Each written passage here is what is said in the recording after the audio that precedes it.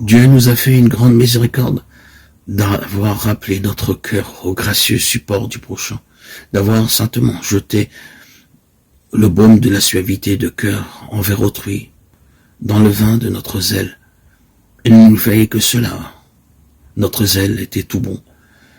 Mais il avait ce défaut d'être un peu amer, un peu pressant, un peu inquiet, un peu pointilleux. Or, le voilà purifié de cela. Il sera désormais doux, bénin, gracieux, paisible, supportant. Il nous faut donc de la douceur, de la paix dans le zèle envers autrui. Tâchez à tenir votre cœur en paix par l'égalité des humeurs.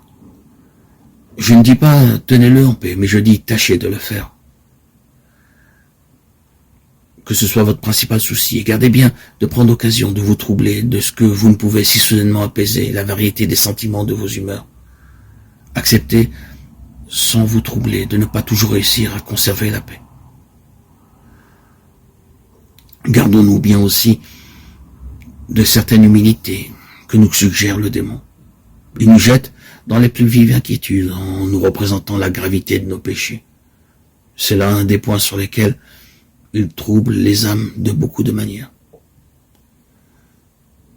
Tout ce qu'elles font leur semble entouré de dangers. Toutes leurs bonnes œuvres, si excellentes qu'elles soient, leur paraissent inutiles. Un tel découragement leur fait tomber les bras. Elles se sentent impuissantes à accomplir aucun bien, parce qu'elles s'imaginent que tout ce qui est louable chez les autres est mauvais en elles. L'humilité, si grande qu'elle soit, n'inquiète pas, ne trouble pas, n'agite pas l'âme. Elle est accompagnée plutôt de paix, de joie et de repos. Sans doute, la vue de sa misère lui montre clairement qu'elle a mérité l'enfer et la jette dans l'affliction. Il lui semble qu'en justice, toutes les créatures doivent la voir en horreur. Elle n'ose pas, pour ainsi dire, demander miséricorde. Mais quand l'humilité est véritable, cette peine répand en l'âme une telle suavité et un tel contentement que l'âme ne voudrait pas en être privée. Elle ne trouble point l'âme et ne la resserre point. Elle la dilate au contraire et la rend plus apte au service de Dieu. Il n'en est point ainsi de l'autre peine. Elle trouble tout. Elle agite tout. Elle bouleverse complètement l'âme. Elle est remplie d'amertume. À mon avis, le démon voudrait nous faire croire que nous avons de l'humilité, et s'il le pouvait, nous amener en échange à perdre toute confiance en Dieu. Voilà le drame. Lorsque l'âme est saisie dans ses filets, elle s'inquiète, elle s'emporte, perd patience, perd sa paix. Le lac paisible, son esprit, ce lac paisible qui reflétait la lumière du soleil, est troublé. Elle ne peut plus recevoir la lumière qui faisait d'elle la représentante de Dieu.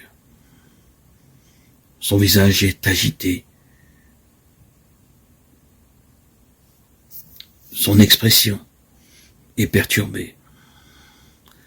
La sérénité qu'elle dégageait a disparu, pris dans les filets du diable.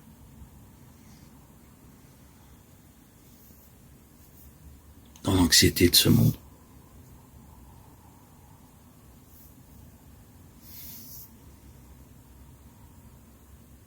Les troubles et les souffrances que procure l'homme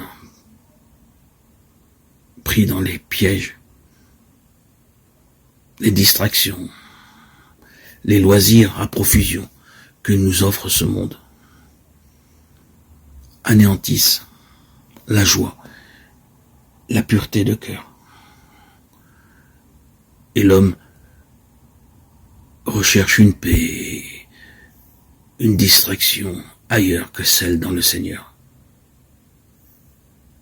il se perd.